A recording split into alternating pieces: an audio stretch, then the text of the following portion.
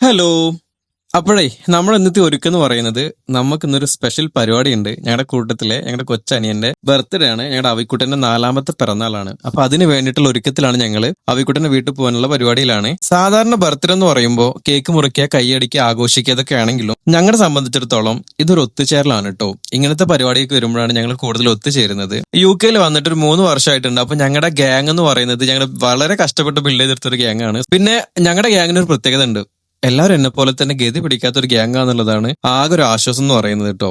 അപ്പൊ ഇന്നത്തെ താരം ഈ നിൽക്കുന്നത് നമ്മുടെ അവിക്കുട്ടനാണ്.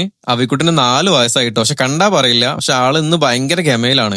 അപ്പൊ ചെക്കൻ പൊളിയാണ്, ഹാപ്പിയാണ് കേട്ടോ. അപ്പം നമ്മുടെ കേക്ക് കട്ടിങ്ങിന് സമയം വന്ന മക്കളെ. അപ്പൊ നമ്മൾ മെഴുകുത്തിരി ഊതാൻ പറഞ്ഞ മെഴുകുത്തിരി ഊതാനൊക്കെ ആള് ഫുൾ പവറിലാണ്, 100 പക്ഷെ കേക്ക് കട്ടയാൻ ആൾ ഇച്ചിരി പുറകിലേക്കാണ് കേട്ടോ. അങ്ങനെ ബർത്ത്ഡേ ഒക്കെ ഓക്കെ. പക്ഷെ ഫുഡ് അതിൽ നമ്മൾ ഒരു വിട്ടുവെച്ചും ചെയ്യില്ല. വയറ് നിറക്കുക എന്നുള്ളത് നമ്മുടെ ജന്മാവകാശമാണ്. നല്ല അടിപൊളി ഫുഡായിരുന്നു കേട്ടോ. അപ്പൊ നമ്മുടെ കൂട്ടുകാരെ കൂടെ ഇരുന്ന് പഴയ കഥകളൊക്കെ പറഞ്ഞ് കൂട്ടത്തിൽ ഒരുത്തിനെ ഊക്കിക്കൊണ്ട് ഫുഡ് കഴിക്കാന്ന് പറയുന്നത് അതിനോളം സുഖമുള്ള ഒരു പരിപാടി വേറെ ഉണ്ടെന്ന് എനിക്ക് തോന്നുന്നില്ല കേട്ടോ. അങ്ങനെ വയറൊക്കെ നിറഞ്ഞു കഴിഞ്ഞപ്പോൾ ഞങ്ങൾക്ക് മറ്റൊരു പ്രശ്നമുണ്ട്. ഞങ്ങൾക്ക് എന്തെങ്കിലുമൊക്കെ ഒരു പരിപാടി സെറ്റ് ചെയ്യണം. അപ്പൊ ഇന്ന് ഞങ്ങൾ ചെയ്യുന്നത് ദംഷറാസാണ്.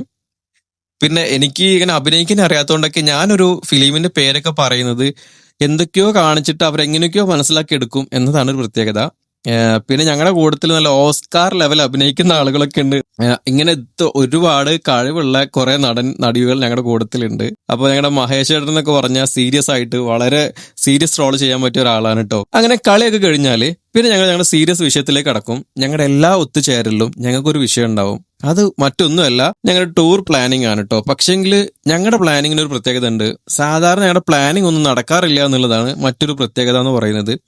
ഏറൗണ്ട് ഇപ്പൊ ഞങ്ങൾ വേൾഡിൽ ഒട്ടുമിക്ക രാജ്യങ്ങളും സന്ദർശിച്ചു കഴിഞ്ഞു ഞങ്ങളുടെ പ്ലാനിങ്ങിലൂടെ. പക്ഷെങ്കിൽ ഒരു ദിവസത്തൊക്കെ നടക്കും എന്നുള്ള ഒരു ശുഭാപ്തി വിശ്വാസത്തിലാണ് ഞങ്ങൾ ഈ പ്ലാൻ ചെയ്യുന്നത് കേട്ടോ. ഇന്നത്തെ പ്ലാനിങ് എന്ന് പറയുന്നത് ഞങ്ങൾ സ്വിറ്റ്സർലാൻഡ് പോകാനുള്ള കാര്യങ്ങളൊക്കെയാണ് പ്ലാൻ ചെയ്തുകൊണ്ടിരിക്കുന്നത്.